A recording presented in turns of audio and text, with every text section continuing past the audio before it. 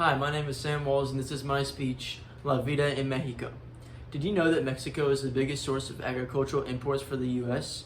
According to the Washington Post, it is the source of the most of United States imported beer and tractors, to say nothing of the rest of the $346.5 billion in goods Mexico sent to the United States last year.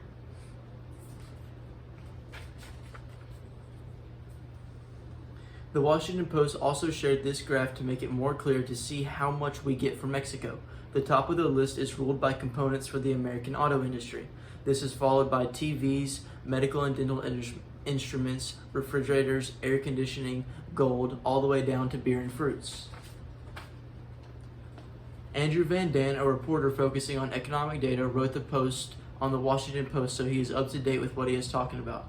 It was also published in 2019, so it was recent.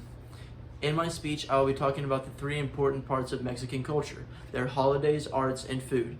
Not only do we share a border with Mexico, but an estimated 36.6 million Hispanics of Mexican origins lived in the U.S. in 2017, according to a Pew Research Center analysis of the U.S. Census Bureau's American Community Survey.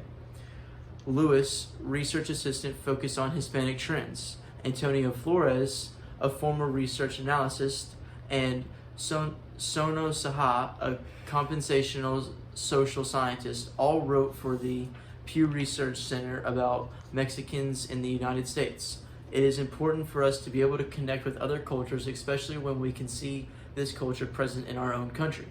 As you can see, there is much to learn about Mexican culture. After my speech, you will be able to describe to someone Mexican holiday traditions, their arts, and the different types of foods. Today I will start with Mexican holiday traditions. Mexico has several unique holidays that they like to celebrate. One of these holidays is Dia de los Muertos, Day of the Dead in English. It is an annual tradition to celebrate their loved ones who have passed away. The tradition dates all the way back to the 1500s. The celebration can be a few days or even last up to several weeks. It is celebrated in October, and November 1st is thought of as the day for returning the souls of the children, while November 2nd is the returning of adults. In the U.S., this holiday reminds us of Halloween, but Dia de los Muertos isn't as gruesome. It is much more of a happy celebration. In Mexico, altars are created with trinkets, pictures, and food, things that they think their ancestors would appreciate. According to Dia de los Muertos from the Gale Library database, the construction of altars varies from region to region throughout Mexico. For example, the residents of Jacachula, located in the state of Puebla, create polychrome pottery for their ofrendas, which is altars. In Osaka, stalks of sugarcane are tied into the table legs, forming an arch over the ofrenda. Another important holiday in Mexico is Dia de los Reyes, known as the Three Kings Day in English. It is celebrated on January 5th. On this holiday, families celebrate the three kings who brought gifts to Jesus on his birth by giving gifts to children on the eve of the 5th of January.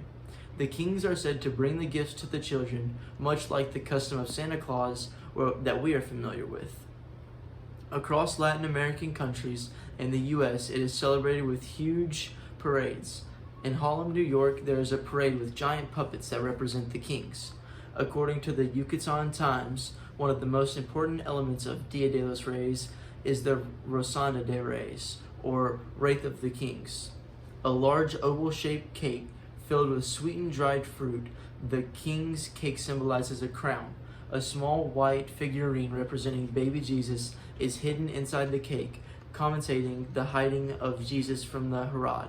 Whoever gets the slice with the figurine has to host a party on February 2nd, or Dia de la Candelaria. Specifically in Mexico, the family gets together on Dia de la Candelaria for a tamale dinner. Next, I will talk about the arts in Mexico. One common type of art in Mexican culture is folk art. Folk art is made by the people who are self-taught. They didn't go to school to learn these skills. According to Stephanie, an instructor of studio art and history, objects considered folk art usually made by hand and can include all manner of art from sculpture and ceramics to painting. So Mexican folk art artists are people from many Mexican ethnic groups who, using their hands, make a variety of objects. Mexican folk art includes many types of arts, primarily painting. One type of Mexican folk art painting is the retablo painting. These reflect European religious influence. The word retablo means behind the altar, in reference to a place of decoration in a church. Retablo paintings were small and done in oil paint, an inexpensive material such as metal or wood. They usually showed saints. They were used on small home altars. Typically, they are made by untrained and usually anonymous Mexican artists. They echoed the dominance of the Catholic faith in areas conquered by Spain. A similar image, called an ex voto, was painted to show gratitude to a saint for some kind of miracle, like someone recovering from an illness. Just like the retablo, paintings were also very small. Ex votos including writing on them that described the event and offered thanks. The popularity of retablo paintings reached its peak in the later part of the 19th century. Also, another type of folk art is the Nahuatl paintings, and one of the most appreciated arts in Mexico. Again, according to Stephanie, they are colorful works done in the Guerrero region by the Nahu people. They developed when people in the village of Almecotype transferred their method of decorating ceramics to a flat paper surface. Flowers, birds, deers, rabbits, or intricate scenes that narrate the community's celebrations of religious beliefs and everyday activities are beautifully painted. The Nahu use a special paper called innate paper. Innate paper is made from the fibrous bark of a big tree or mulberry tree. Making the paper dates back a long time, and it was once used to record important cultural and historical events. Today, 3 cultures in Mexico make the paper: the Nahu, the Atami, and the Techi people. Last but not least, I'm going to talk about everyone's favorite, food. I'm going to discuss 2 food dishes and 2 drinks that are very popular. I'm looking at the World Chefs Tour blog to capture an idea of the most recent popular foods in Mexico. Mexico is very well known for its food all over the world. The first dish I want to talk to you about is the tostada. Tostada means toasted. It refers to a flat bowl-shaped tortilla that is toasted or deep fried. The tostada initially has its origin in the need to avoid waste when tortillas went stale, no longer fresh enough to be rolled into tacos, but were still fresh enough to eat. The old tortilla is submerged in boiling oil until it becomes golden or crunchy. The World Chefs blog also says it goes with several different kinds of Mexican food, mostly seafood and spicy soups such as birria. You can add extra ingredients that you like to it, kind of like you're building a pizza. Another dish is chilaquiles. It is a popular traditional breakfast dish in which it features lightly fried corn tortilla cut into quarters and topped with green or red salsa.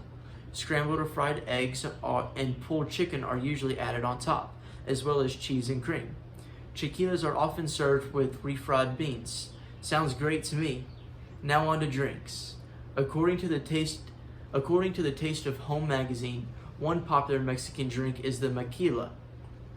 It is a simple, spicy beer cocktail you mix with Mexican beer and lime juice and any hot sauce that you choose. Apparently, you can even add some horchata sauce. The other drink I found from the Taste of Home was a pomelo. It is a tequila-based cocktail, and it has tequila, of course, mixed with some lime juice and a grapefruit-flavored soda. Now that I have finished my 3 main points, you should know a lot more about Mexican culture. Mexico is a well-known country that the U.S. is associated very closely with. Their foods, like the ones discussed earlier, are very popular. There are arts leaving lasting impacts on others around the globe. Lastly, their holidays are something special